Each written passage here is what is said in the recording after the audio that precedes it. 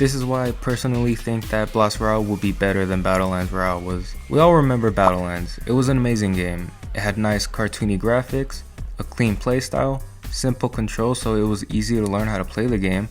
You could basically play it anywhere on any mobile device, and it also had a really supportive community. I literally started my YouTube channel because of how much I liked the game. However, looking back, it did lack a lot of features that I think kept the game from progressing even further. But I think the main issue was the lack of faith from the devs in the later seasons. Don't get me wrong, I'm not trying to shit on Battlelands, I'm just giving my opinion from my own personal experience, which drove me away from the game. I believe that by talking about the issues Battlelands had, it'll bring some awareness for the Blast Royale developers to ensure that they can minimize mistakes that could negatively affect Blast Royale. Also, use code ZISSO please. I appreciate it. One of the main issues with Battlelands that drove me away from the game has to be the way they monetize the game. In the early seasons of Battlelands, I thought the monetization was good. However, when cards and boxes were put into the game in Season 5, I was like, bro, what the fuck? I honestly thought this feature was such a letdown. I understand that game developers do have to make a profit from the game. However, with the way Battlelands did it, it just felt greedy. Having to upgrade your character with coins just to use a different melee weapon, footsteps, and to change their outfit, that's just ridiculous. One of the main reasons this was an issue to me was because it basically made character customization more complicated. Sorry, your character's only level 2, so you can't use the glizzy that you paid for. Like what? If I pay for a cosmetic, I want to be able to use it immediately and not have to wait until I have enough resources to upgrade my characters to use it. They did give us a way to earn cards for free with the daily challenges, but I don't remember being a big fan of them because they felt repetitive and sometimes luck based. I forget exactly what the challenges were, but I know that some of them were just like, they were just not it, bro. Another issue with the cards is that they were basically no exclusive skins besides the mod skin, I think. You were able to get every character that was in the game, which wasn't received too well by the community.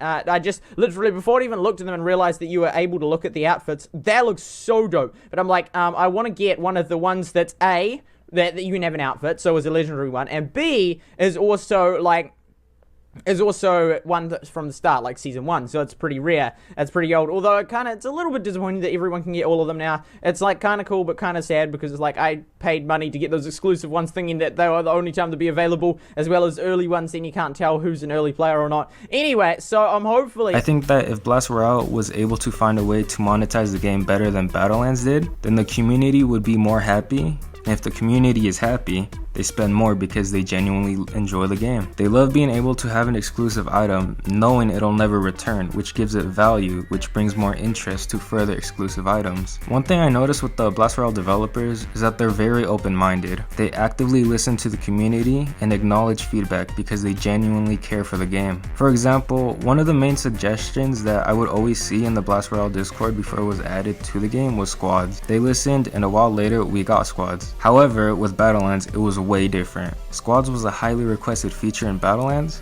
but we didn't get it until Season 5. Almost a whole year until we got squads. They took too long to implement a highly requested feature, which probably made them lose a lot of players. I remember playing this game with my friends and cousins before they quit the game because of the lack of features that were clearly needed. I'm not saying that Battlelands didn't listen to their community, because they did. They just took too long to implement the updates that would highly benefit the game, which I think led to their downfall. Another example would be custom game rooms, which were highly requested, but it wasn't added until Season 7, I believe. So far, I think the Blast Royale devs are doing an amazing job because we already have all this and it's still in beta. So I'm excited for what the global launch is going to look like. Plus, the devs are making it clear that they value our input. Another thing worth mentioning is the potential for competitive play in Blast Royale. With the game's future introduction of ranked modes, there's a clear path for those who want to take the game more seriously. This is something that Battlelands never really tapped into, which I think was a big missed opportunity. Competitive play can drive a lot of engagement, as it gives players a reason to keep improving and coming back to the game. Plus, with esports continuing to grow, having a strong competitive scene could elevate Blast Royale to new heights. The last issue I want to talk about was the lack of content in the updates in the later seasons. Like, it was disappointing to have to wait multiple months for some mediocre update and then an even worse mid-season update. During the final couple seasons of Battlelands, it felt like every update was the same. New small features, new battle pass, new cosmetics, and bug fixes. It was clear that the devs were starting to care less and less about the game. It was the same old routine, and after a while, that routine got boring. The excitement I initially had for each new season just wasn't there anymore. On the other hand, blastroyale seems to be committed to constantly introducing new features and modes that keep the gameplay dynamic and fun. Take the special items for example. They weren't just thrown in as afterthoughts. They actually add depth to the gameplay and give players new strategies to explore. The devs seem to be thinking long term about how to keep the community engaged, and that's crucial for the longevity of the game. While Battlelands will always hold a special place in my heart, I believe blastroyale is positioning itself to be a superior game. By learning from the mistakes of Battlelands and focusing on community engagement, consistent updates, and transparent development, blastroyale has all the things to become a massive success. I'm excited to see where this game goes and to be part of the journey as it continues to grow and evolve. I'm curious to see what issues other people had with Battlelands, so feel free to leave a comment with your own opinion. Okay, I'm dropping out.